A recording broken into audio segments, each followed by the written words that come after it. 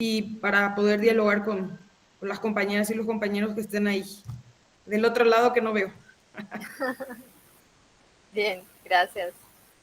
Bueno, buenas tardes para todas, para todos. Muchísimas gracias, Sara, por compartir con nosotros este encuentro a través de este medio virtual. Como seguramente te comentaron las compañeras, estamos desde la Facultad de Ciencias Sociales de la Universidad Nacional de Asunción en el marco del plan de prevención contra toda forma de violencia y discriminación. Estamos desarrollando encuentros virtuales y también algunas actividades acá en la facultad, un poco para ir instalando esta necesidad de colocar esta temática, de debatir a nivel docente, estudiantes, y y también porque hemos elaborado un protocolo ya hace unos años atrás, a partir de un trabajo de extensión entre estudiantes, docentes. Eso ya fue presentado en las instancias de la universidad y está ahí en su proceso de aprobación. Entonces también esto como que sea el impulso para que ya este año se pueda concretar esa aprobación y contar con un protocolo acá en la facultad. Entonces, por eso es la invitación y este ciclo de charlas lo estamos haciendo en conjunto con el grupo de trabajo de género, que es un grupo integrado por docentes, por también profesionales que están trabajando en el área y que vienen debatiendo sobre estas temáticas. Así es que bienvenida, y ahí le paso después a la compañera Blanca para que haga una breve presentación y ya estamos contigo. Gracias, Miriam. Te vamos a presentar un poquitito, Sara, en todo este bagaje profesional y humano que tenés. Sara Serna Villagra es doctora en Ciencias Políticas y Sociales por la UNAM, es máster en Ciencia Política por la Universidad de Salamanca, licenciada en Ciencia Política por la Universidad Católica de Asunción, es investigadora en Ciencias Sociales, docente de grado, posgrado, en universidades tanto de Paraguay como de México, es investigadora y es integrante del grupo de género de la Facultad de Ciencias Sociales de la UNA. Entre sus publicaciones más recientes les compartimos que tiene publicado un libro en coordinación con Sara Mabel Villalba, que se llama 3 décadas de democratización en Paraguay, actores, instituciones y sociedad del 2021. Y también Las mujeres en la democracia paraguaya del año 2019. También tiene varias elaboraciones de capítulos en libros. Una de ellas es Asesinato de candidatas en México, un análisis de la violencia política hacia las mujeres con base en teoría de la información, que es del año 2021, y también del año 2021 una elaboración realizada con Liz Soto y Adriana Rojas, que se llama Conquistas de los movimientos de mujeres y deudas pendientes del Estado hacia ellas, un análisis de las políticas sensibles al género en la democracia paraguaya, 1989-2019, que este es del año 2020. Y también en artículos de revistas, por ejemplo, uno elaborado que se denomina del año 2017, Género, Violencia y Exclusión Social, un análisis de las condiciones de vida de las mujeres privadas de su libertad en Paraguay. Así que muchísimas gracias, Sara, y te damos la palabra. Bueno, sí, a ver si me escuchan, ¿verdad? Ah, perfecto. Es que aquí me enrollo con el Meet.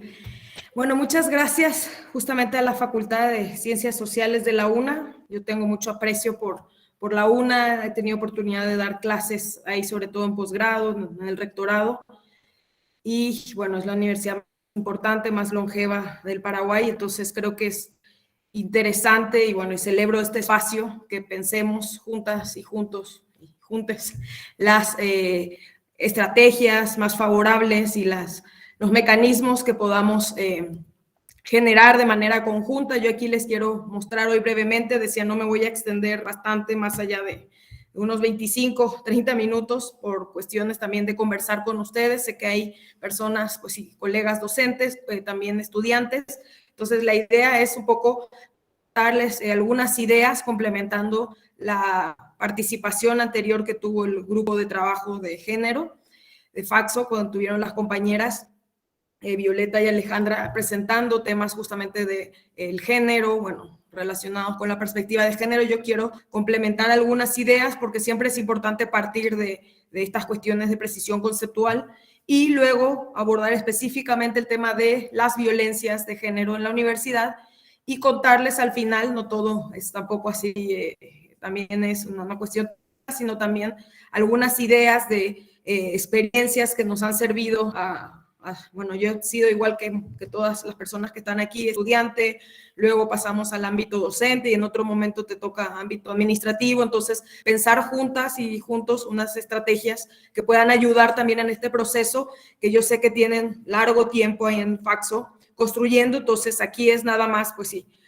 abonar a el espacio que han construido ustedes y particularmente, ¿verdad? Ahí específicamente dentro de Faxo, así que bueno, voy a empezar un poco aquí algunas imágenes del movimiento. Ayer justamente participaba en un evento que hacía la UNAM en España, en la Casa América. Y bueno, escuchaba a las compañeras, en este caso como aquí, ¿verdad? Profesoras, investigadoras, que contaban un poco cuál ha sido los aportes o cuál ha sido, digamos, la reflexión y el diálogo que ha tenido, en este caso, que han tenido las universidades, porque había universidades, profesoras de Chile, de Argentina y de México, contando un poco las experiencias que ha tenido toda esta marea, que ustedes saben que se denominan como la marea morada o la marea violeta, que es, yo creo que el movimiento, digamos, más fuerte. Ustedes recordarán el 8 de marzo del 2020, que tuvimos, pues sí, la última movilización grande a nivel global, y bueno, y después vino la pandemia y bueno, de alguna manera las mujeres y las personas aliadas al movimiento feminista están de otra manera activando también desde las posibilidades que nos da pues sí, el confinamiento, el encierro y esta pandemia. Entonces, en ese sentido, un poco la reflexión es esa, poder pensar que es un movimiento transversal en contra de todas formas de violencia, o sea, tiene que ver con las universidades, pero también tiene que ver con las calles, tiene que ver con los espacios privados donde se cometen, pues sí, la mayoría de los eventos, por ejemplo, de violencia de género. Entonces, creo que es importante que veamos que esto es un movimiento muy amplio, sobre todo yo voy a hablar de América Latina, un movimiento amplio en contra de todas las formas de violencia y que claro, la universidad no ha estado, o las universidades no han estado ajenas a esto. Algunas herramientas conceptuales, le acababa de decir que quiero compartir con ustedes para prevenir, detectar y, bueno, en este caso, atender casos de violencia. Retomando un poco lo que ya comentaron las compañeras en la sesión anterior, un poco si hay personas aquí que no han estado en la sesión anterior, les va a servir como un acercamiento y si no, una manera de refrescar con ustedes algunas ideas principales. Aquí es importante que distingamos aquí el tema de, por un lado, el sexo, que viene, ustedes saben muy bien, de toda esta construcción más relacionada con la cuestión fisiológica, anatómica, genética, hormonal, que de alguna manera, en los términos así de constructos, pues sí, ha creado, en este caso, categorías en un primer momento de carácter binario, y bueno, ya en su momento, en los años 60, 70, justamente investigadores dicen, en este caso, el investigador Monet dice, hay que empezar a complejizar los hombres y las mujeres, pues si no está de alguna manera solamente dividido en categorías binarias, es mucho más complejo. Y bueno, en ese sentido, los aportes, en este caso los estudios de género, han señalado que género, en sentido más amplio, constituye a atributos culturales de lo que significa ser hombre o mujer en una sociedad. Ustedes, ahí el ejemplo más claro, piensen, por ejemplo, en las películas sobre los reyes de Francia, María Antonieta, Luis XIV, eran una construcción muy distinta a las masculinidades y feminidades que podemos pensar en el siglo XXI. O sea, en ese momento el rey de Francia usaba pues, un cabello trenzado, usaba medias finas, botines, bueno. Ahora otra construcción distinta, pensemos en alguien como Cristiano Ronaldo, tiene una construcción también mucho más cuidada en torno a su figura, en este caso masculina, con atributos, digamos, de cuidado que por lo general se ha, sobre todo, llevado hacia el lado de lo femenino. Entonces, en ese sentido es muy importante pensar, como estamos aquí, gente de ciencias sociales principalmente, en qué son atributos culturales, sociales e históricos. O sea, esto va cambiando a lo largo y cambia de una cultura a otra y de un periodo a otro.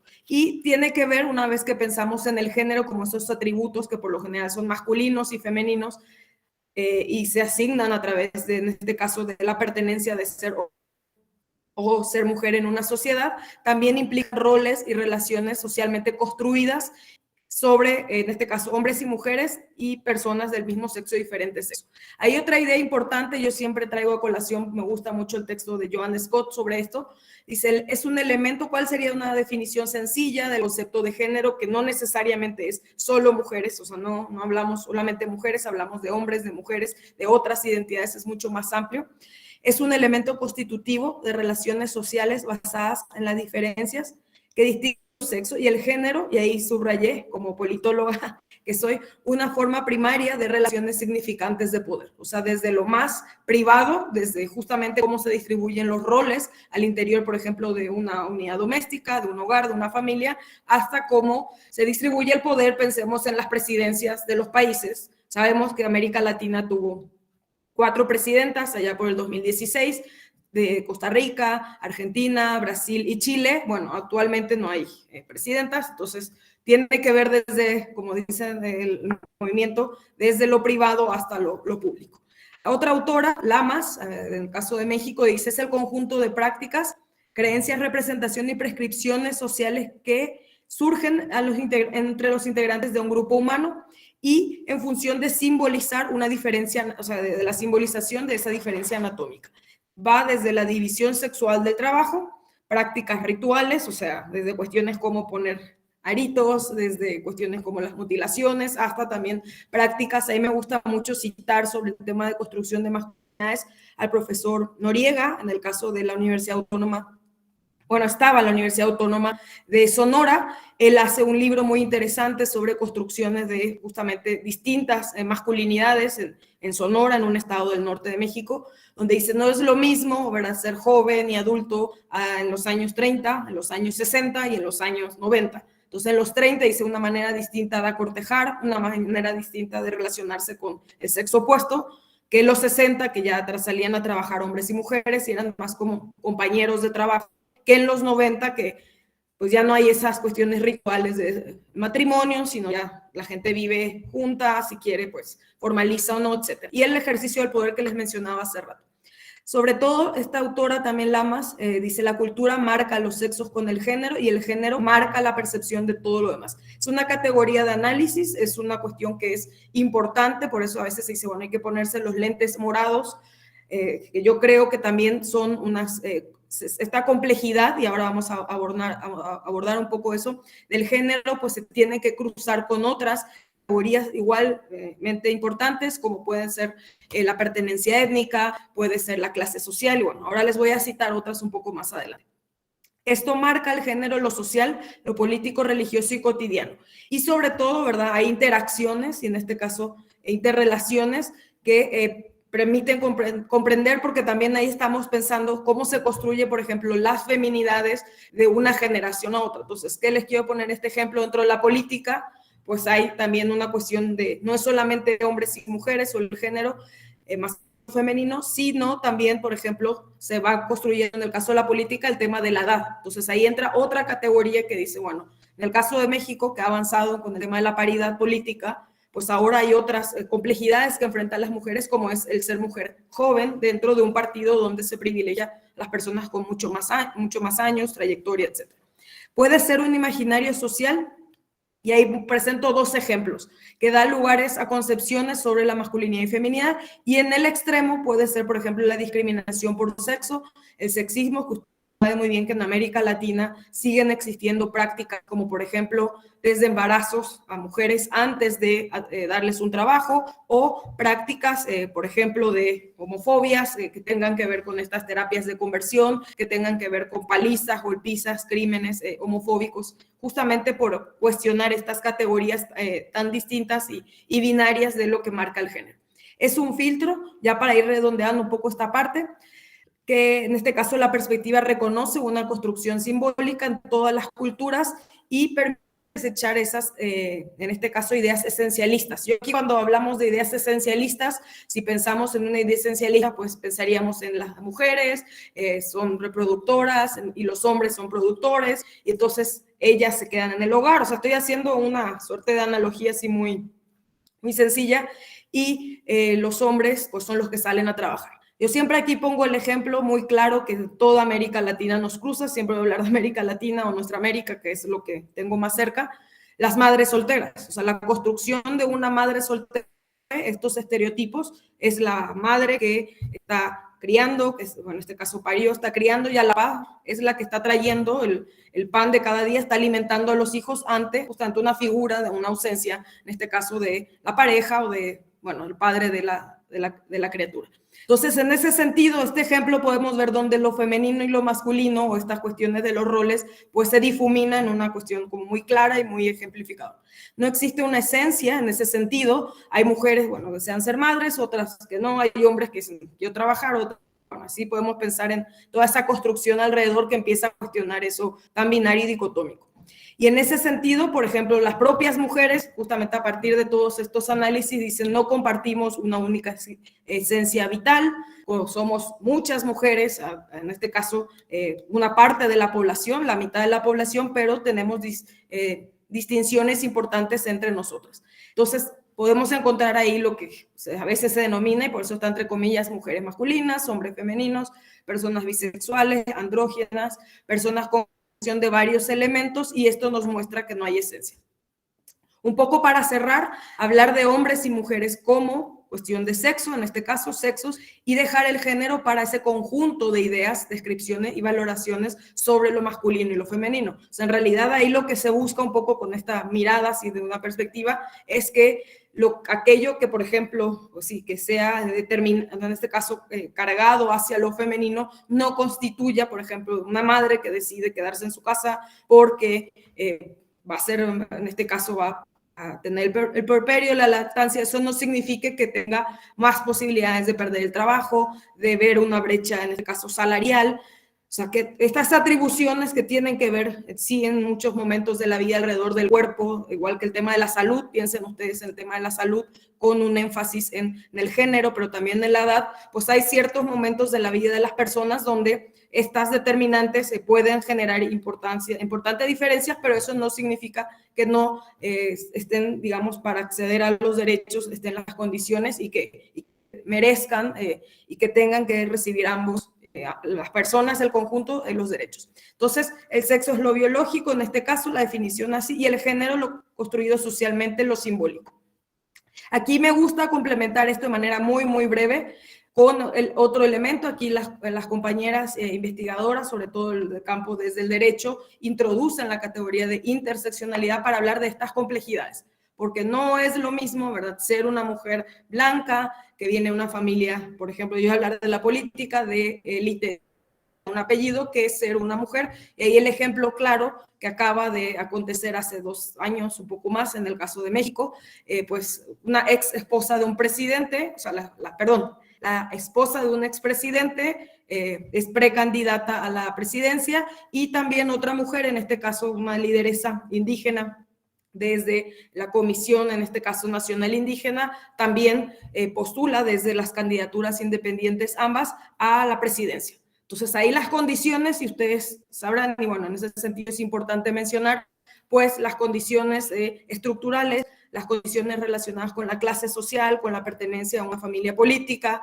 también con el tema de la clase y bueno, y sobre todo también el tema de la pertenencia étnica, juegan como una serie de factores que se intersectan de manera justamente a generar opresiones y privilegios. Entonces, esta autora, Kimberly Crenshaw, define el fenómeno por el cual cada individuo puede sufrir una opresión u ostentar un privilegio, en este caso, dependiendo de múltiples categorías sociales. Entonces, ahí puede ser que una mujer sufra una opresión con respecto a un par, por ejemplo, en el ámbito universitario, pero esa mujer puede enfrentar, en este caso, y asumir un privilegio con respecto a otra mujer de una pertenencia étnica distinta o de una clase social distinta. Los principales, ahora vamos a ver algunos más: raza, género, orientación sexual, clase social. Entonces, esta categoría que enriquece justamente la perspectiva de género, la categoría de género, pone manifiesto cómo las diferentes categorías generan opresiones y privilegios al entrecruzarse. Aquí no voy a detenerme mucho, sé que ven la pantalla, está al máximo. aquí pensamos, y bueno, esto daría pie a otra conferencia de otra hora, aquí voy a hablarlo muy breve, sobre todo aquí creo que las principales que tienen que ver con el caso de Paraguay, que todos conocemos y todas más de cerca, en este caso justamente ser mujer femenina, hombre masculino, podría poner en privilegio a otras identidades sobre otras identidades. Otro tema importante que tiene que ver en este caso ser hombre y mujer, ser blanca, una persona blanca con una persona racializada. Sabemos muy bien que en Paraguay como que hay esta cuestión de no somos racistas, pero pues sí, sabemos igual que México no somos racistas, pero realmente sí se cruza esto cuando pensamos en justamente la diversidad que compone, en este caso, la población paraguaya. Otras, la cuestión de la heterosexualidad con respecto a otras orientaciones, en este caso opciones sexuales. Y una cuestión que me parece importante, yo voy a hablar con lo que tiene que ver con la universidad, el tema de, por ejemplo, no tener una diversidad funcional, portar una diversidad funcional, el tema de las credenciales, todas las que estamos aquí, las personas que estamos aquí, pues sí, es una diferencia importante ser licenciado, ser magíster, ser doctor, bueno, doctora, etcétera, en el ámbito universitario. Para también el ámbito laboral es importante. Y aquí, por ejemplo, la categoría de privilegio, que sería joven respecto a una persona adulta mayor, pues creo que ahí es una categoría que a veces, digamos, se modifica, porque muchas veces decimos si el joven o la joven puede tener ciertos privilegios, entre comillas, para temas, no sé, laborales, y en realidad sabemos que es mucho más complejo, son un sector muy importante las juventudes que no acceden a derechos ni en Paraguay, pues ni en América Latina. Y otra que quería agregar aquí, que yo creo que para más o menos esto nos compete más al caso paraguayo, tiene que ver con, por ejemplo, el tema de hablar el español, en este caso el castellano, y que esa sea la lengua, digamos, predominante en un país que, bueno, es en teoría por la constitución bilingüe, pero sabemos que ser guaraní parlante o hablar otras, en este caso, otros idiomas originarios, pues es una desventaja para el sistema educativo, para acceder para el sistema de justicia, entre otros.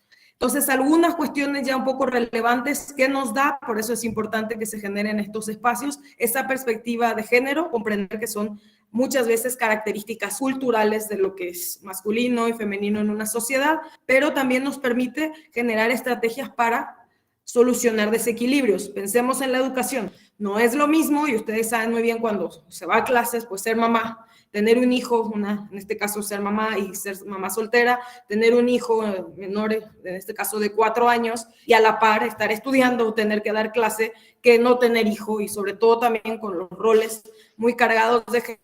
Mayoritariamente esta labor de cuidado, y ahora con la pandemia se vio muchísimo, lo han hecho y lo seguimos haciendo las mujeres, y los roles de cuidado de menos cargado hacia el sector masculino. Entonces, ¿por qué es importante que tengamos en cuenta, y no solo para la cuestión, yo creo que aquí una cuestión también de pensar en nuestras estrategias dentro de la universidad, de la perspectiva de género? Una cosa es que tengamos una diferencia sexual, o sea, sí se habla de que sí somos diferentes, o tenemos que pensar que, y hay, digamos, también más allá de categorías dicotómicas, pero lo central aquí es criticar que esas atribuciones, ideas y representaciones tomen a partir de la diferencia sexual, en este caso generen discriminación, violencia, exclusión. Y podemos aceptar ese origen biológico de las diferencias, pero que esa predisposición no es suficiente para provocar un comportamiento. Entonces, no hay comportamientos, características exclusivas de un sexo, sino que ambos comparten rasgos y conductas humanas. Aquí yo estudio más temas de mujeres en política, siempre cuento Angela Merkel, pues ella muchas veces le han dicho, no, cuando era primera ministra de Alemania, no se ha masculinizado en el poder. Ella ha respondido ante justamente los ataques de la prensa, decía, no, es que yo soy primera ministra de una potencia mundial y necesito ser dura y firme. En todo caso, el ejercicio de la política tiene esas características. Fuera de eso, yo sábado y domingo me encanta hornear galletas, estar con mis nietos, o sea, también es como que querer que las personas respondan de manera, digamos, pues sí, dicotómica nada más, a conductas que son más bien de carácter, en este caso social, y que van determinando cómo debe ser una persona dentro de cierto ámbito. Entonces, cuando pensamos en esa perspectiva de género, ahora nos atañe la universidad, por ejemplo, podemos abrir un conjunto de posibilidades para las personas, los seres humanos, desde una mayor riqueza y variedad de opciones vocacionales. Aquí también me gusta contar el ejemplo de las políticas de conciliación familiar en España, que justamente para aliviar, digo entre comillas, ustedes tómenme ahí como la libertad de cátedra, entre comillas, no me ven, pero estoy diciendo entre comillas, aliviar o, bueno, de alguna manera compensar toda esa labor de las mujeres en el ámbito del cuidado que hicieron más o menos en 2008, antes de la crisis importante en España. ¿Qué hicieron? Pues justamente que el Estado responda a través de políticas de cuidado, un sistema de cuidados, justamente a menores de 6 años, a personas adultas mayores y personas que portaran alguna discapacidad, justamente dotándoles de cuidadores, cuidadoras. Entonces ahí hablamos que no sea solamente un rol que nuevamente, y ustedes saben muy bien que en países, por ejemplo, europeos y en países como Estados Unidos, quienes ejercen esa labor, esas labores de cuidado y en condiciones sumamente precarizadas, pues son mujeres racializadas, sobre todo provenientes de países del sur, que bueno, de alguna manera vuelve a reforzarse estas categorías interseccionales que veíamos hace un rato. Entonces, abrimos, cuando miramos con una perspectiva de género, una mayor riqueza, variedad de opciones vocacionales. Ahí les decía enfermeros, personas dedicadas a la puericultura, o que son maestros, maestras parvularias, también se incorporan al mercado, en este caso, digamos, al ámbito del cuidado, para justamente, digamos, en este caso, cuestionar esos roles separados. Y también nuevas maneras de afrontar el mundo laboral y formas de vida afectiva que sea mucho más enriquecedora y distintos arreglos familiares. Entonces, para cerrar un poco esta idea y entrar ya específicamente en lo de violencia, unos últimos minutos, ser hombre, en este caso tener cuerpo de hombre o mujer, no significa tener determinadas habilidades, deseos, llevar a realizar naturalmente ciertas tareas o trabajos o profesiones, sino esta mirada como de algo que es construido y que también ha generado privilegios, que ha generado presiones. La mirada crítica nos permite tener un panorama vital que sea afectivo, educativo y laboral mucho más complejo y rico para todas las personas. Aquí yo pongo también el ejemplo de las personas que tenemos hijos pequeños, pues, y abrir a las posibilidades de tener hijos, pues, y más sensibles, mujeres que digan, pues, o sea, en este caso, hijas, que me quiero dedicar a la ciencia. Sería bueno un evento también que, digamos, bueno, promover justamente que las mujeres, las niñas pequeñas puedan apuntar mucho más al ámbito de y justamente las masculinidades, digamos, hegemónicas apunten a ser mucho más sensibles y más empáticos a lo que está alrededor. Entonces, una de las utilidades que yo creo que esto sirve reforzar en lo que están trabajando ustedes desde Faxo, esas posibilidades aquí, por eso es importante que pensemos que hay posibilidades vitales de hombres y mujeres, que estamos, cuando hacemos políticas públicas, de alguna manera estamos coartando o de alguna manera incidiendo. Por ejemplo, si solo exigimos a las mujeres que cumplan con los compromisos de las políticas sociales y no a los hombres, estamos restringiendo que se desarrollen, no sé, en el ámbito laboral, etcétera. Entonces, toda esta mirada, de alguna manera, se tiene, digamos, un impacto importante en hombres y mujeres, también en sus vidas, sus expectativas y oportunidades. Y de alguna manera podemos mirar de una manera más compleja las relaciones sociales entre ambos géneros, los conflictos institucionales y cotidianos. O sea, ahí hablamos desde cuestiones justamente de lo incómodo, muchas veces, que es hablar temas de igualdad, temas de equidad. Yo sé que eso es desde la Patagonia hasta el Río Bravo, estoy hablando desde toda nuestra América, América Latina. Entonces sí, porque tiene que ver con esta cuestión del poder, es incómodo a veces la igualdad, la equidad, desde una mirada crítica de redistribuir también las posibilidades de participación. Y sobre todo cuando hablamos en políticas públicas, contabilizar esos recursos y capacidad de acción que tienen hombres y mujeres para enfrentar dificultades de vida y realización de sus propósitos. Aquí les pongo algunas imágenes justamente de estudiantes, en este caso la comunidad académica universitaria de la UNAM. Me tocó 2019 hasta julio de este año, pues sí, estar dando clases ahí. Me tocó las movilizaciones, el paro de estudiantes en las universidades justamente por no atender. Y yo digo ahí, es importante que la UNAM es como un pequeño México. México es un país de 125 millones de personas, pues la UNAM, lo que pasa en la UNAM pasa en México y pasa en América Latina. Tenemos, aquí no me voy a detener, pero también hay que pensar que las violencias atraviesan tanto a docentes, tanto a a estudiantes, tanto también a personal administrativo, y bueno, aquí, por ejemplo, en contextos donde hay extremada violencia, como es Colombia, es muchas zonas también de México, pues muchas veces el propio ejercicio de la docencia, en este caso, por tener, por ejemplo, a veces un alumnado o ciertos alumnos que están en temas como más complejos de mercados ilegales también ponen en riesgo, más allá de solamente esta perspectiva hombre-mujer, creo que es mucho más complejo. Entonces, aquí algunas de las cuestiones que yo sé que ustedes tienen bastante presentes, pero quiero poner esta cuestión de relacional. Hombres, mujeres, pero también entre distintas instancias, estamos hablando entre los niveles de autoridades, también estamos hablando de los niveles dentro de los propios y las propias estudiantes, y también dentro de lo administrativo, o a veces servicios fuera que quedan, por ejemplo, servicios de terceros que prestan dentro de la universidad. Entonces, cuando hablamos de violencia en el ámbito universitario, aquí traigo a colegas que han investigado el tema en universidades españolas, dicen que hablamos de violencias de género en el ámbito universitario, una forma de agresión física, sexual y psicológica perpetrada principalmente, y aquí me gusta hacer mucho el énfasis, tuve acceso al diagnóstico que hizo la UNAM justamente hace 2 años, el 98.5% de las denuncias, pues justamente eran casos, y ayer una de las colegas en la UNAM decía, es un problema que afecta mayoritariamente a las mujeres y es cometida mayoritariamente por hombres. Eso no quiere decir que haya otros grupos también involucrados en esta violencia, por ejemplo, sobre todo identidades, ¿verdad? Digamos, no binarias en este sentido, y creo que ahí es importante hacer el énfasis sobre todo a la casuística, a nivel estadístico, cómo se distribuye el fenómeno. Entonces dice, sí es un problema de las mujeres mayoritariamente cometidas por hombres, pero justamente tenemos que trabajar con ambos sectores. Básicamente es en función de su género y se presenta al interior de la comunidad universitaria y muchas veces puede ser también fuera del espacio físico de la universidad. Ahí creo que es una cuestión importante pensar que muchas veces los campus universitarios, y que parece que eso escapa a las posibilidades de que ejercen las autoridades o que ejerce la comunidad, pues sí, muchas veces estar en espacios alejados donde hay poca luz, donde las clases pues son a las 10 de la noche, complejiza también el acceso a la educación de mujeres, cuerpos feminizados que ponen en riesgo a veces su integridad física por acceder a la educación.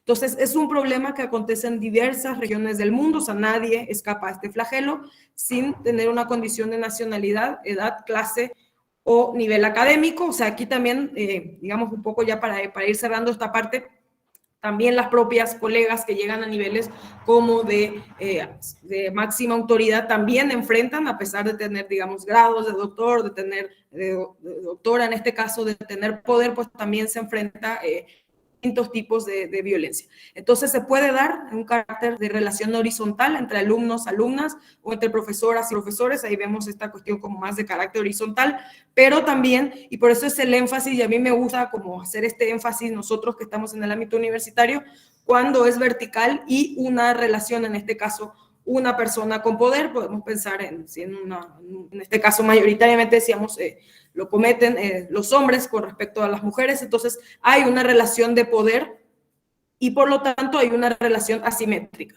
Aquí yo hago siempre un énfasis importante, he dado esta misma pues sí, conversación con colegas de distintas universidades en México, y muchas veces el tema es que los profesores que no tiene nada de malo que yo pues hable una relación de amistad con, en este caso, personas adultas, mayores, sí, pero hay una relación ahí como podría ser un jefe con respecto a sus subordinados, subordinadas, o hay una relación asimétrica. Y eso es muy importante para que nosotros también nos pensemos como docentes. Yo estoy hablando aquí como justamente desde la universidad de esta cuestión más de carácter a que nuestros estudiantes, sobre todo, veían ustedes los cruces que pueda haber.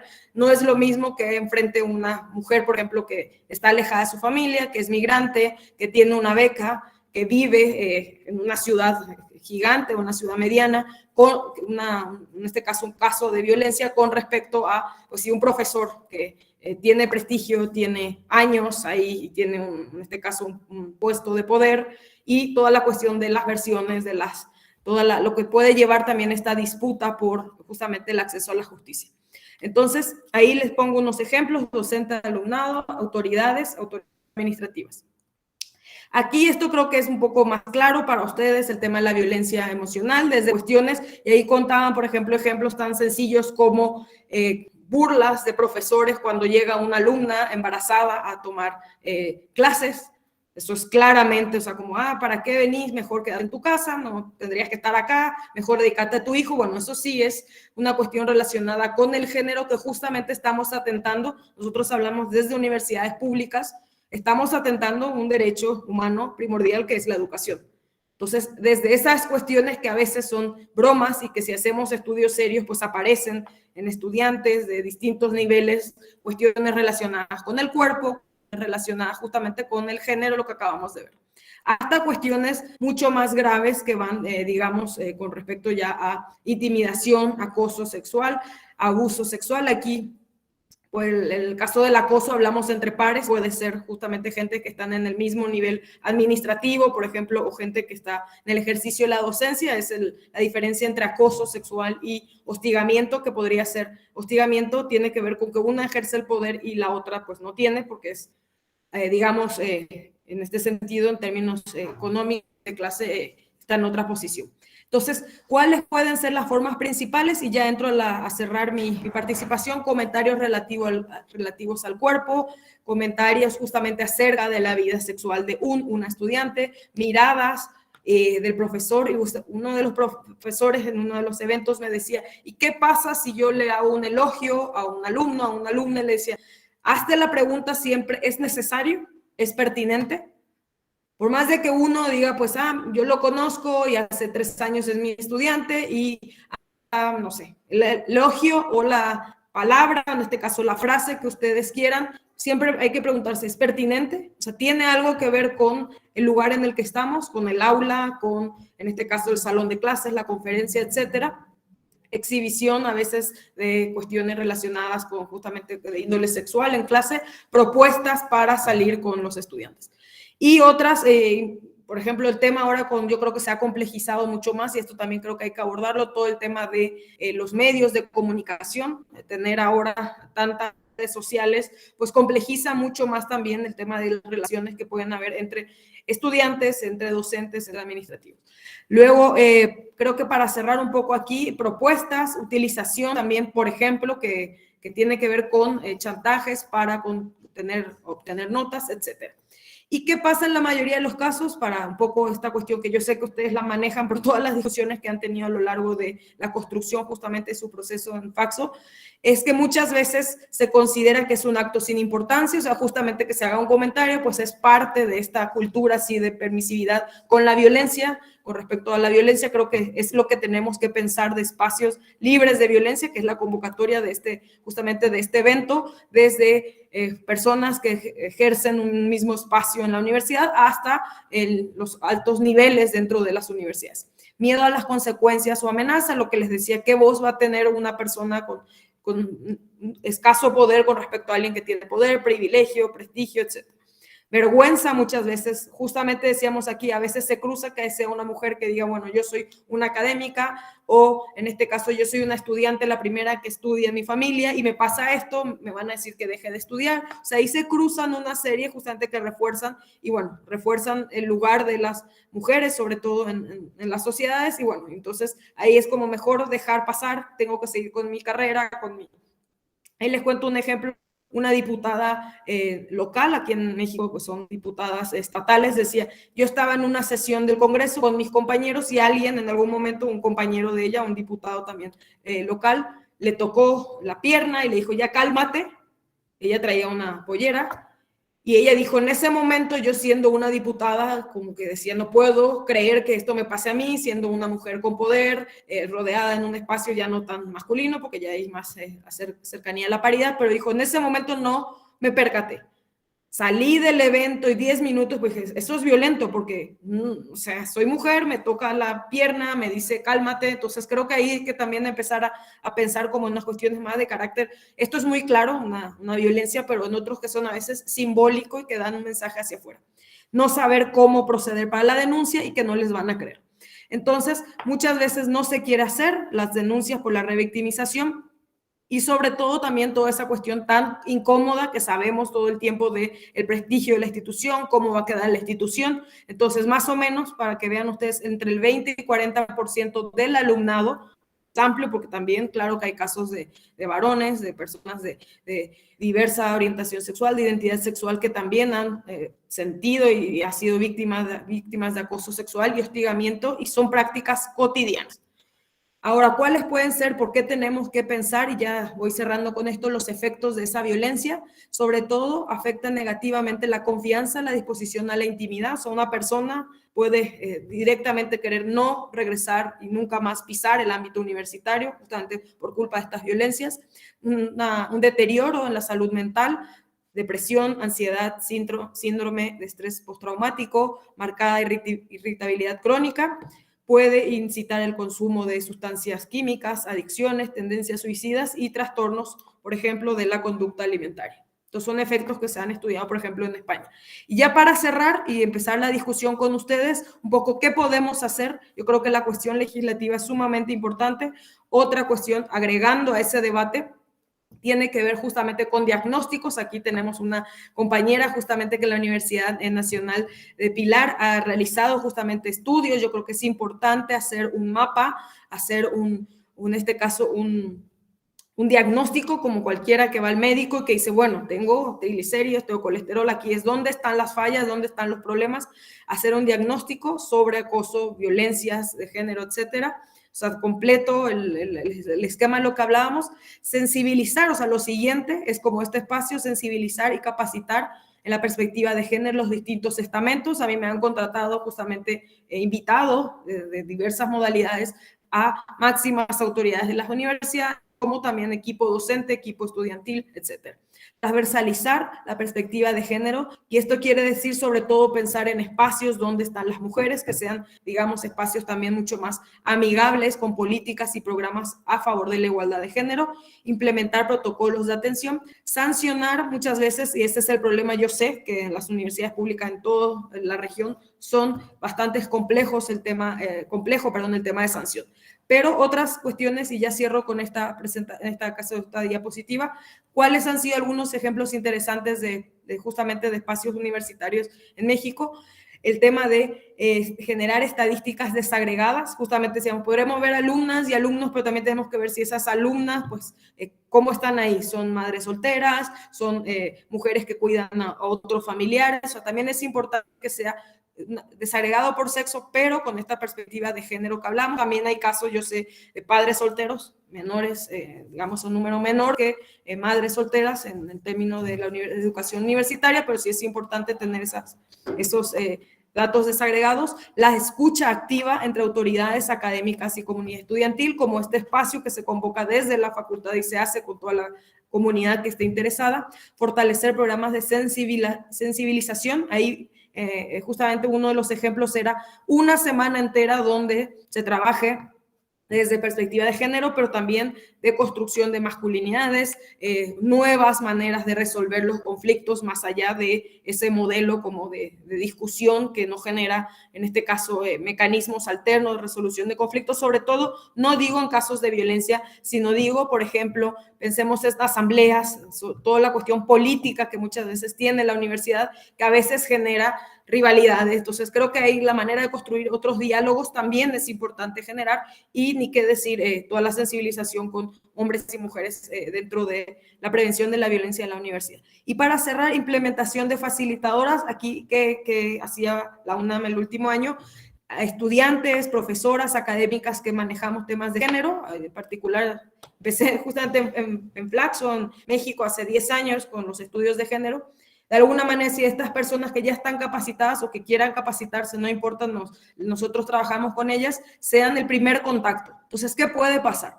Pensemos que una estudiante dice, acaban de acosarme en el colectivo, acaban de acosarme en la parada, llego a la universidad y quiero que este sea un espacio seguro. Y aquí hay un contacto, así como una persona que es una paramédica, dice aquí, me va a contener y me va a decir qué procede. Si es fuera de la universidad, pues bueno, habrá que ir a pues sí, a una comisaría, si es dentro de la universidad, cuál es el protocolo. Entonces, estas personas facilitadoras para canalizar casos son como el espacio seguro que todas y todos necesitamos dentro de la universidad y responden a todo, digamos, en este caso, a un sistema institucional que es la Defensoría de los Derechos Humanos y también otra cuestión un poco también importante, el tema de trabajar con varones desde un punto de vista interrelacional, o sea, en este caso las violencias no solamente son de un unilateral, sino que tienen distintas dimensiones de relación. Entonces yo me quedo por aquí, de alguna manera creo que también otra cuestión importante es pensar en los campus, pensar en la cuestión también de cuestiones básicas como las horas, a veces complejas, yo sé que es muy complejo, pero decimos los espacios donde, estoy hablando de espacios físicos donde se dan las clases y que bueno, eso nos pueden poner como a veces, muchas veces yo también fui estudiante que tomaba colectivo y salía a las 10 de la noche y bueno, decía, quiero llegar a mi casa, si no me puede buscar mi mamá, pues uno dice, estoy poniendo en riesgo por ir hasta ciertas horas. Ahora ayuda mucho el tema de la virtualidad para evitar poner en riesgo y a veces sabemos que ciertas zonas son hombres y mujeres víctimas del delito en cuestiones como cercanas a los campus universitarios. Creo que eso también implica esta cuestión de cuidarnos y entre todas y todos. Muchas gracias y bueno, quedo atenta para discutir, comentar con ustedes. Muchas gracias, Sara. En el chat por lo menos no hay ningún comentario, así es que habilitamos el micrófono. Quien quiere hacer consultas, preguntas o comentarios, puede levantar la manito y le doy la palabra.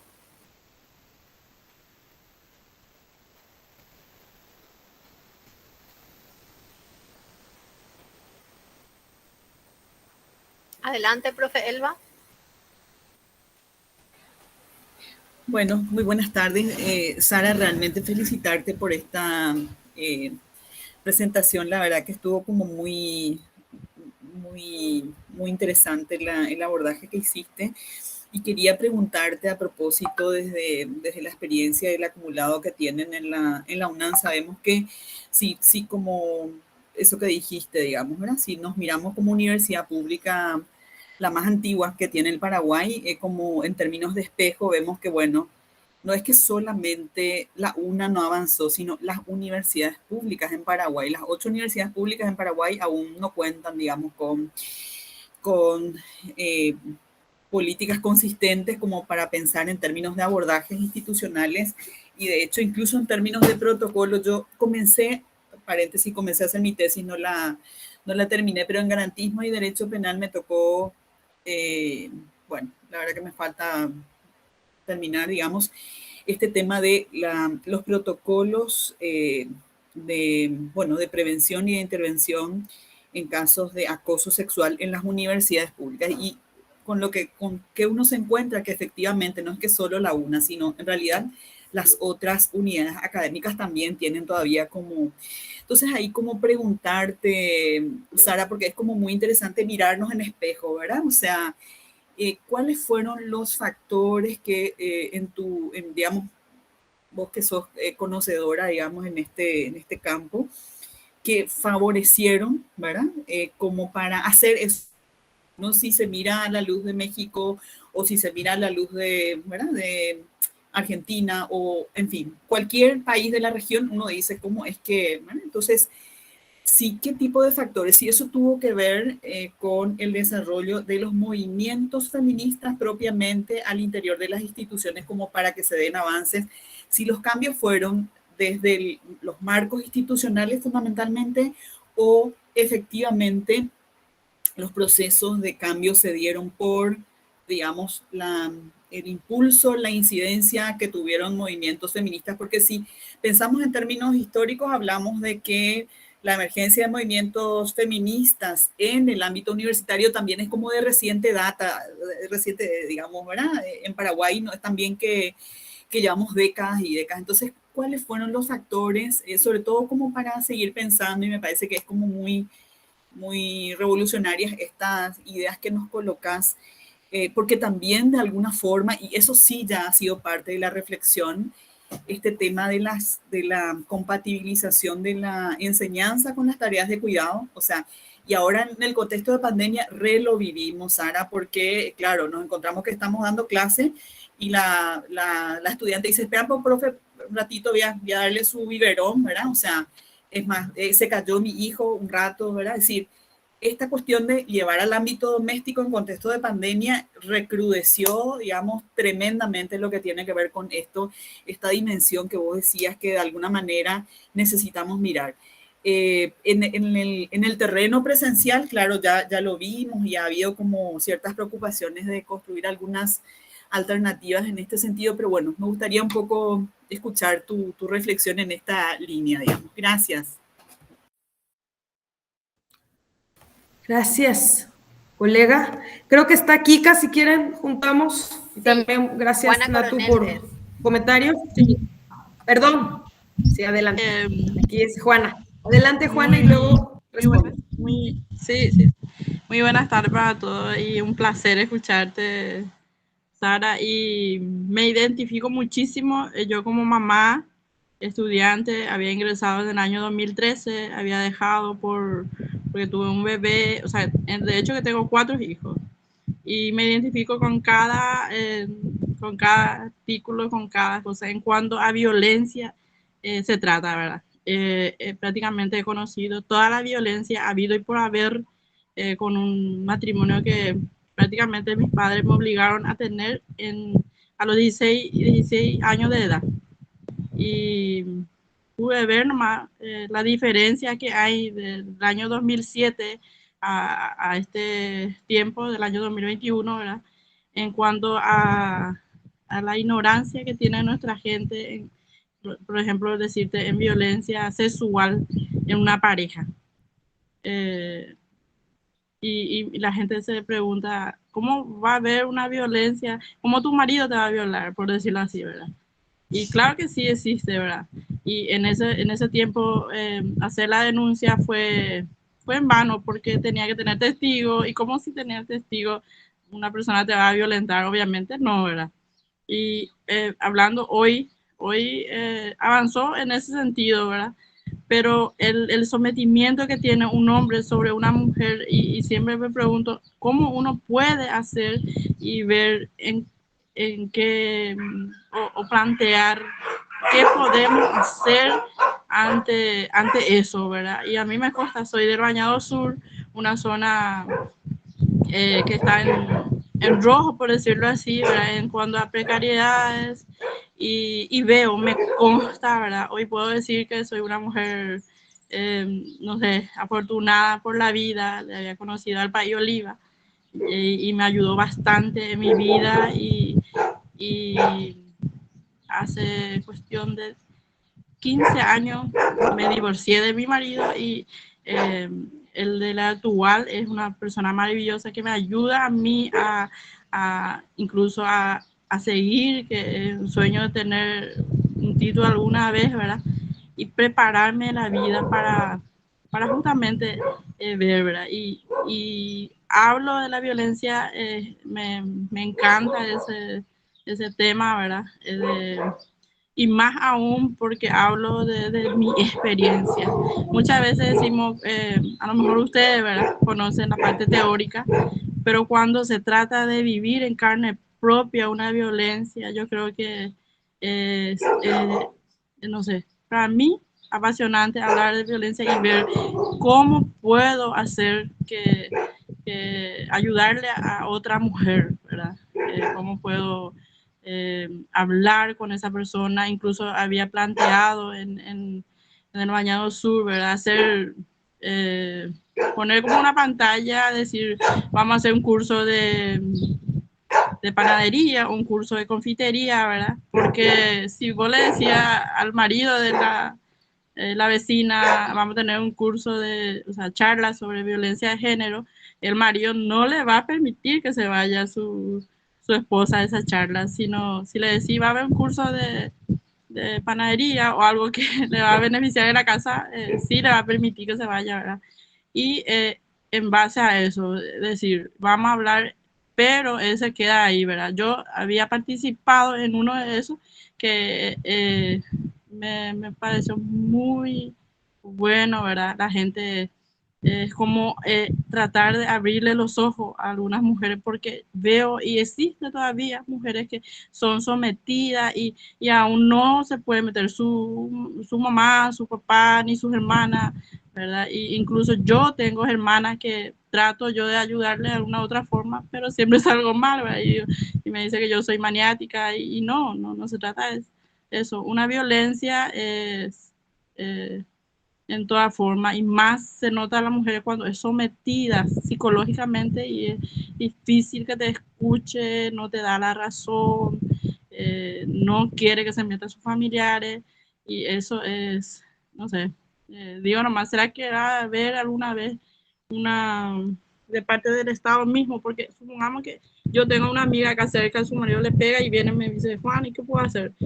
Para hablar en el 137 cuesta un Perú, no te atienden, si te atiende un milagro y te dice millones de cosas que no te soluciona otra vez, ¿verdad? Al final viene el tipo, le convence a la mujer y le lleva, o sea, es demasiado protocolo. Y existiría alguna vez de parte del Estado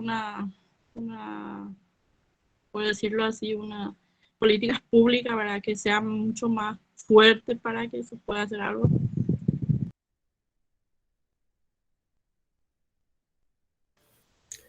Gracias, Juana. Si quieren, aquí hago una pequeña, pues sí, devolución. Muchas gracias por tu comentario. Yo creo que sí, voy a empezar por Juana y voy a seguir con Elba. Yo también sí, estoy de acuerdo contigo. Creo que el trabajo y me identifico con tu comentario. También me considero, como tú señalas, pues sí, sobreviviente de la violencia. Creo que sí, aquí muchas veces entramos a profundidad.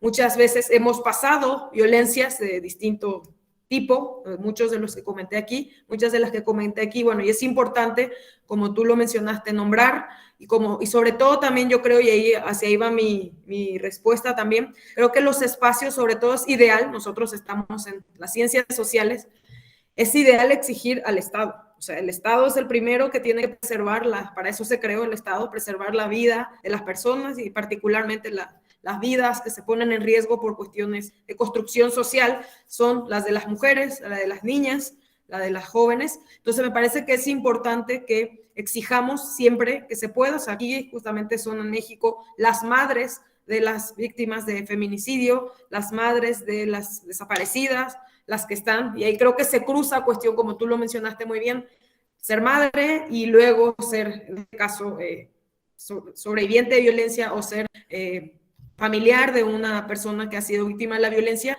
lo que hace que conocemos en guaraní, que es el puyapuy, el coraje, el valor que hace enfrentar a las estructuras. Yo creo que eso es sumamente importante, pero yo también creo que, y ahí va mi respuesta un poco a tu pregunta, creo que generar espacios, sobre todo que han sido, y ahí respondo un poco también a la pregunta que me hacía Elba, sobre todo han sido los ejemplos de avance en términos de exigir al Estado, han sido justamente grupos de mujeres, o sea, las redes de mujeres. A mí me tocó antes del año pasado, así el año pasado en plena pandemia, los primeros meses de pandemia, un estudio y donde tenía que entrevistar, porque no queríamos entrevistar directamente a sobrevivientes de la violencia, porque nos parecía revictimizar. O sea, tú cómo estás sobreviviendo, o sea, en este caso, cómo estás afrontando la violencia en contexto de encierro. Entonces dijimos, vamos a triangular a través de, justamente son asociaciones de mujeres, que a veces tienen personería jurídica, y que yo sé que hay también muchos grupos en Paraguay que hacen el tema de asesoría jurídica. Otros son organizaciones de mujeres. Yo soy voluntaria en uno que atiende justamente a violencias, en este caso de género, que dices, ¿cuál es el mecanismo? La defensoría, que sabemos que el caso de las defensorías públicas son muy mediocres. Muchas veces, ¿qué pasa en México? Hay ya hay tipificado el delito de feminicidio, pero justamente el defensor público es el primero que está revictimizando a la mujer. Entonces dices, hay una legislación, pero no hay una sensibilización en los agentes de justicia. ¿Qué quiero decir con esto? Que ha sido de espacios como el que tú mencionabas hace un momento, donde las mujeres se juntan y muchas veces la buena razón es decir, bueno, voy a un taller, porque lo que también muchas veces nos coarta dentro de la violencia es justamente no tener una salida. O sea, los feminismos han avanzado a decir, las mujeres necesitamos que avanzar en el tema de autonomía económica, en el tema de trabajos justos, pagados con prestaciones sociales, que nos ayudan, en este caso el Estado, a conciliar la parte laboral familiar para poder darnos cuenta y salir que muchas veces uno no visibiliza la violencia como, y hoy, o sea, hoy me di cuenta que, y tú lo decías muy bien por vecinas que tienes, entonces creo que uno es generar espacio. Yo creo que el tema del trabajo social, de la sociología, en el caso de la ciencia política, generamos espacios porque estamos todo el tiempo trabajando con personas. Entonces sí es importante, y tú lo dijiste muy bien, que muchas veces se salga del ámbito universitario para generar espacios donde, aunque digas, me estoy juntando para aprender a hacer pan, a hacer chipa, ahí sale, mira, ayer me pagó mi marido, ayer llegó borracho y ya no sé cómo escaparme de ese hogar violento. Entonces creo que lo primero que surge en este contexto, y sobre todo se ha fortalecido las redes de mujeres en el contexto de encierro y de pandemia, y ahí les decía, el estudio que encontró que muchas veces cuando alguien quería escapar, y aquí en México se cerraron los refugios para víctimas, sobrevivientes de violencia, era una amiga la que decía venía a la casa. No debería haberlo hecho, ¿verdad? O sea, en realidad tendría que tener un refugio del Estado, pero son las redes que yo ahí agradezco tu comentario, son las redes de mujeres, por ejemplo, y ahí lo dice Natu, y ligo con el comentario de Natu, las mujeres estamos a la par que estamos pensando, estamos también acompañando a otras compañeras, y de alguna manera muchas veces nos queremos involucrar como esta cuestión de eres una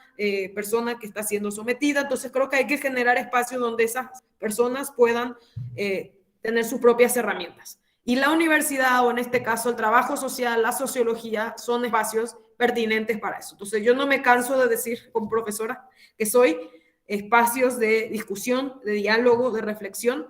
Y hay unos espacios que son solo para mujeres, otros que son mixtos, otros que son solo para hombres. También el tema de deconstruir esas masculinidades que en el caso concreto de, por ejemplo, el narcotráfico, que sabemos que a toda América Latina le afecta, justamente son disputas entre masculinidades tóxicas. O sea, dos hombres que están peleando quién es el dueño del territorio y por eso se matan.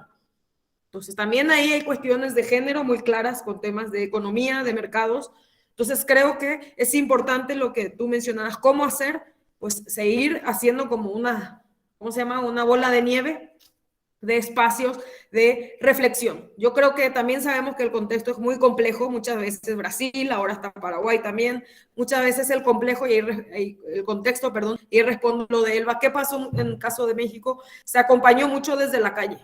O sea, no fue que el día, despertó un día una autoridad o un diputado o lo que sea y dijo, ay, vamos a hacer espacios libres de violencia, sino justamente el movimiento es de abajo hacia arriba, a través de una red importante entre activistas, gente que está en la política, gente que está en las universidades. Entonces ahí la idea, y eso me quedé corta hace rato, había una red justamente de mujeres, en este caso prevención de la violencia en la UNAM.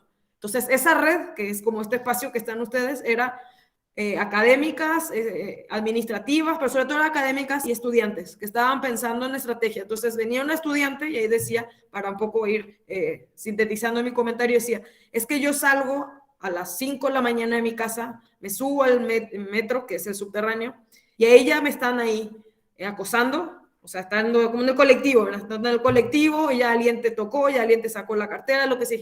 Y luego llego a la universidad y un profesor dice, ¿para qué estudias arquitectura? Mejor estudia diseño porque los que construimos casas somos los hombres. Entonces dice, yo no tengo por qué soportar eso si estoy accediendo a mi derecho a la educación. ¿Y qué han hecho estos espacios de mujeres? Es decir, sí necesitamos cambios legislativos, pero también necesitamos prácticas, necesitamos espacios de cero tolerancia a la violencia. Y un poco la idea que les tengo como de ahí de respuesta es que se pueda acompañar ese proceso que yo creo que ahora se volvió mucho más complejo con el tema del encierro. Sobre todo sabemos que en temas de violencia sexual, en temas ahora en México hay una categoría que justamente fue una mujer que una expareja sacó unas imágenes íntimas a chantajearla, entonces ella sola, o sea, ella y un equipo después de abogadas creó una ley que se llama la Ley Olimpia. O sea, imagínense 6 años soportando burlas de todo el mundo. Creó una ley junto con un equipo de abogadas justamente en que ninguna imagen puede estar difundida sin el permiso de las personas. Entonces, la respuesta ahí un poco a Elba es difícilmente, ¿verdad?, cambien los marcos si no se acompaña con estos espacios. Yo creo que lo mejor es generar espacios todo el tiempo. A veces son 2 personas y a veces son 100 y a veces es la casa donde uno está ahí tomando el tereré. Y a veces decimos, no, es que no es gracioso el chiste este de cuñaí, es una cuñaí, ¿verdad? Entonces creo que es importante generar toda esa cultura de rechazo a la violencia en distintos espacios. Y lo que decía Natu también es súper importante, y ahí cierro para darle la palabra, creo que hay 2 personas con la mano levantada, esta mirada importante, y eso no lo digo de la UNAM, es de otro espacio diferente, que decía, bueno, ¿y qué hacemos nosotras como docentes? Empezamos a meter, por ejemplo, bibliografía de compañeras. Empezamos a meter más estudios de argentinas, paraguayas, uruguayas, que decimos, no todo el estudio es solamente desde Occidente, y empezamos también a invitar a gente que tal vez no escribe en un paper, pero tiene una lucha, un activismo muy amplio y que nos puede aportar desde justamente el movimiento social sus experiencias. Entonces creo que ahí la vinculación de la universidad, que es el espacio por excelencia de debate, tiene que ser plural, tiene que ser rico y recoger toda esta experiencia. Otro ejemplo, y cierro con esto y le doy la palabra a las personas que están ahí, es justamente el tema de transversalizar. Cuando decía lo de la educación, es ahorita yo tengo que dar una clase en una universidad en Paraguay y les dije, la última sesión voy a darles un artículo donde rescata a las politólogas, ya sea, por ejemplo, Hannah Arendt, que es filósofa, que aportan a la ciencia política. Entonces nosotros también hacemos una medida afirmativa, decimos dentro de mi clase, o el 8 de marzo, ¿verdad? El 8 de marzo hablamos de violencias. Aunque yo de derecho, no sé, o aunque no, yo no sé. O sea, creo que hay, y eso discutíamos en otros pasos, hay tal vez en ingeniería, es mucho más complejo, pero sí hay un esfuerzo también.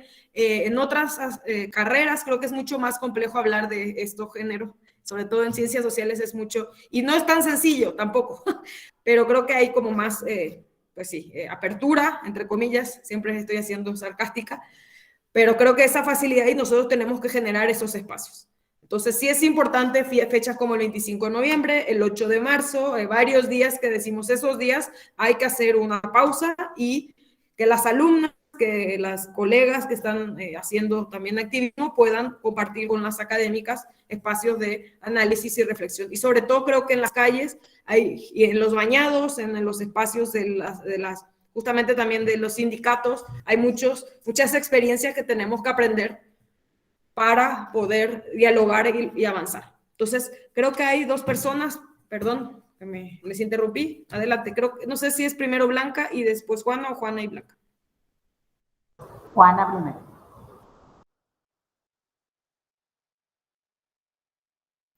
No, desde hace rato ya. Gracias. Entonces es la profesora Blanca, adelante. Bueno, ¿qué tal? Hay dos puntos que querría compartir con ustedes. Uno, esto que estabas comentando hace rato, de estos espacios donde uno pueda conversar, donde uno pueda hablar. El año pasado, en el marco de la pandemia, desde un equipo psicosocial que se fue conformando de a poquito, se hicieron en base a un censo que se hizo el año pasado, en el marco también de la pandemia, donde se hizo preguntas como ¿cómo te encontrás en cuestiones de salud mental y querés que nos contactemos contigo? Unas preguntas así. Entonces de ahí salieron 47 nombres de estudiantes. De los 47 nombres de estudiantes le mandamos mensajes personalizados a cada uno, invitándole a grupos operativos y empezando como un yemonguetá, una conversación en ese grupo. Fue todo virtual, pero hubieron estudiantes, la mayoría mujeres, que nos dijeron, ese espacio a mí me salvó. Una estudiante que tuvo su bebé y que entró en un estado así de depresión, ese fue el espacio donde ella compartía y hablaba. Y era un espacio, un grupo operativo, donde cada uno tomaba la palabra, le compartía cómo estaba. Entonces, eso creo que es demasiado importante. Y va relacionado con el segundo punto. Habías compartido hace rato en tu presentación sobre qué medidas implementar como para prevenir la violencia de género. Y yo creo importante, así como se hizo un censo el año pasado en el marco de la pandemia, este año también se hizo como una encuesta, poder hacer una encuesta bien enmarcada para tener un diagnóstico sobre la violencia de género en todos los espacios, con estudiantes, con docentes, con compañeros administrativos, porque es lo que te muestra en cómo estamos, ¿sí? Porque creo que eso es importante. Y a partir de este diagnóstico, también, y que te generan estadísticas, plantear estas estrategias, si van a ser los encuentros, si van a ser talleres. Yo creo que esa es una medida demasiado importante como para que nosotros como Faxo podamos hacer y tenemos todos los, digo yo, los conocimientos y las posibilidades de poder hacer. Y lo otro, termino con esto, es nosotros estamos en un proceso de lobby con el Consejo Superior Universitario para que puedan aprobar el protocolo de intervención ante situaciones de violencia basada en género y en discriminación. Y eso es, uno parece que no dimensiona, pero institucionalmente y políticamente es demasiado importante que la Faxo esté trabajando, y haya presentado al Consejo Superior Universitario un protocolo. Porque en ese protocolo está uno, a quién te vas a acercar a hablar, a quién le vas a contar, quién va a respetar la confidencialidad y quién va a dar el siguiente paso para que se arme un equipo que pueda hacer seguimiento y ese equipo que hace seguimiento a tu caso pueda elevar a la máxima autoridad y la máxima autoridad pueda tomar una decisión ante este caso y que tiene que ver con esto también que colocaste en este punto. Hay que tomar decisiones ante situaciones de violencia. Y eso es un paso que si bien se viene abordando, se viene trabajando, el protocolo te da ese marco institucional donde vos puedas desarrollar ese paso a paso. Entonces, uno tiene, tipo como dicen las mujeres en el interior dicen, si ya vas a denunciar, yo me voy a denunciar, me voy a la policía, después me voy a mi casa y no me voy más, y haya sido que ese policía nunca pasó mi caso, se quedó ahí. Entonces lo mismo también, yo creo que en ese sentido es muy válido este protocolo, porque te va a dar que ese camino que se inicia, ese proceso que se inicia, pueda culminar. Por ahí un poco más que pregunta, era un poco compartir esto también. Gracias.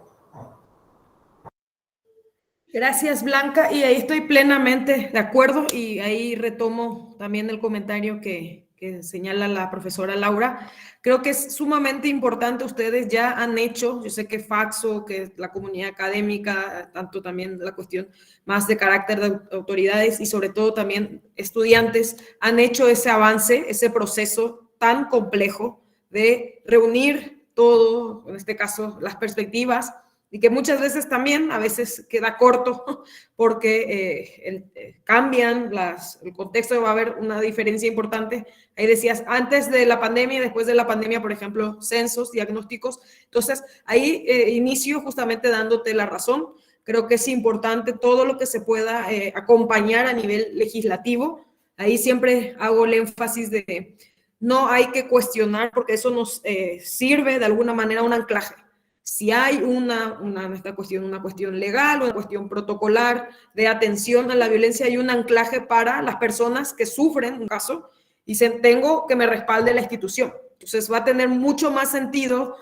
Y lo otro que siempre, acá es súper importante mencionar, hay muy pocos casos de eso que les decía, 98 pueden consultar el diagnóstico que mencionaba también Blanca y que decía Laura que no se pudo realizar por la pandemia. Lo primero es generar un diagnóstico, una vuelta, un estudio desde la propia Faxo para saber cómo están ahora en otro contexto muy distinto hace 2 años, 1 año y medio, pero sobre todo en el caso que les decía del caso de la UNES, muy pocas personas, más o menos se han documentado 498 casos de violencia. No hay un porcentaje de falsedad detrás de eso. O sea, ¿qué quiero decir con esto? que llevar adelante una denuncia y un seguimiento es un costo muy alto para la persona, para su familia, para... Entonces, ahí también hay que como entrarle a, en este caso, ser muy asertivas, de decir, nadie va a hacer todo este procedimiento si no va a obtener justicia, sino, y sobre todo muchas veces se dice, no es solamente para mí, sino para las que vienen detrás. Si yo fui una alumna sobreviviente de violencia o fui una docente, etcétera, quiero que otros en este espacio no se genere más violencia para las que vienen detrás mío. Entonces, diría, el tema de diagnóstico, recapitulando, diagnósticos de ustedes y sobre todo que eso se mantenga, digamos, se hace, ojalá, ¿verdad? En el 2022, con el regreso a la normalidad extraña, pero también el tema de estadísticas todo el tiempo y sobre todo incorporen, y lo decía Nato antes de salir, todo el tema de la interseccionalidad, o sea, no es lo mismo ser residente de Asunción que venir del interior, que vivir en este caso, residencia universitaria, tener beca, no tener beca, ser madre o no ser madre, sabemos que la cuestión de las maternidades y el ámbito académico o el ámbito estudiantil es una intersección muy, muy compleja. Yo también lo sé, como decía Juana, estudiar con hijos pequeños. La otra cuestión decía, sí es importante, y ella plena razón a Blanca con el tema de avanzar legislativamente, o sea, en términos de marcos que reglamenten.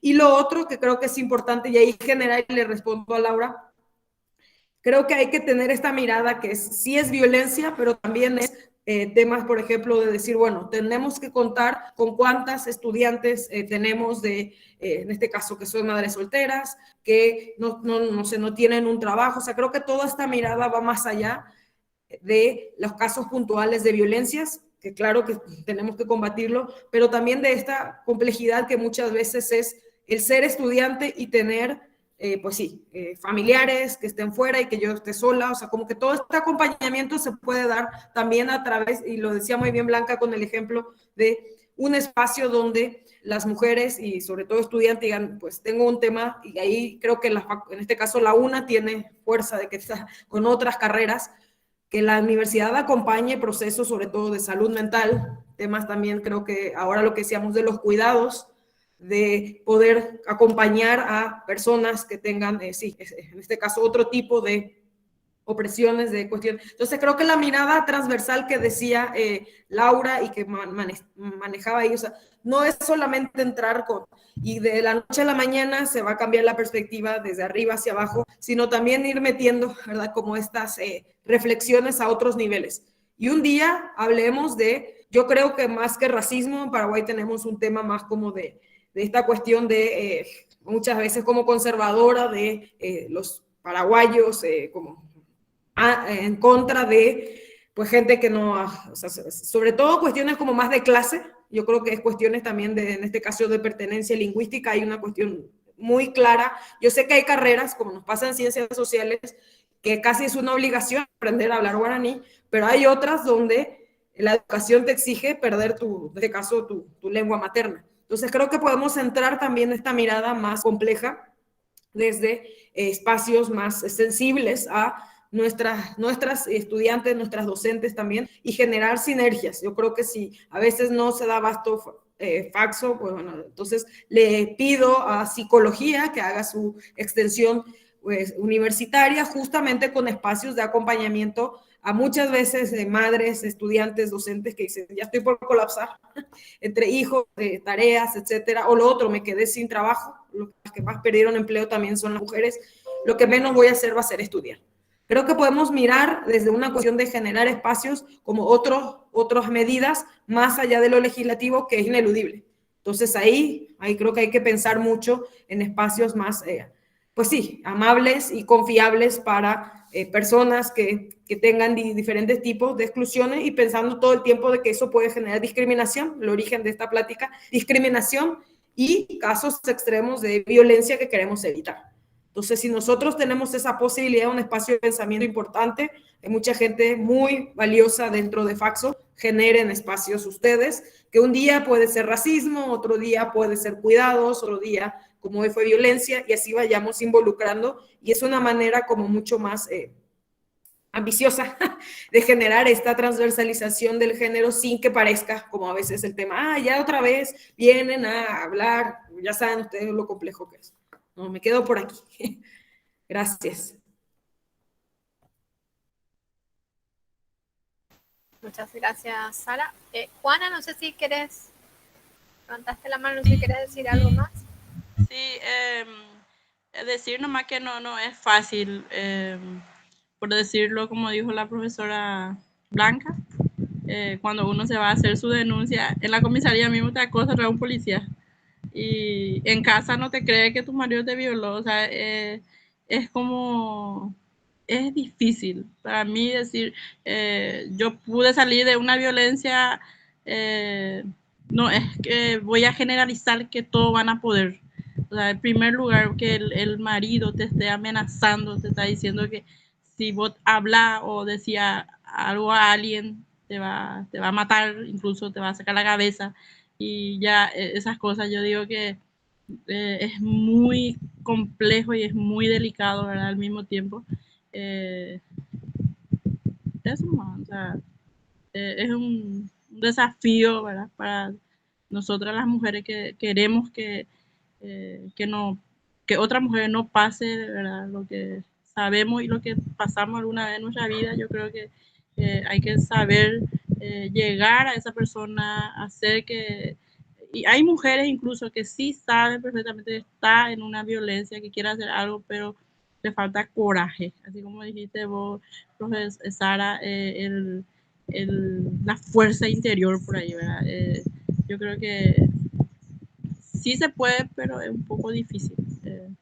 Para mí no fue fácil, me costó muchísimo y me costó otra vez. Después de 3 meses, supuestamente él se quería vengar de mí, no me mató, ¿verdad? Como dice mamá, de suerte que tú de Yucayo, ¿verdad? Porque yo me atreví a desafiarle, a decirle basta con esto, ¿verdad? Y hoy día puedo hablar con orgullo que salí de esa violencia, ¿verdad? Y en primer lugar, demostrarle a mi hija que tengo por sobre todas las cosas mi dignidad, mi vida, que yo tengo una vida fuera de lo que es esa casa de 4 paredes y la violencia que he vivido con mi marido.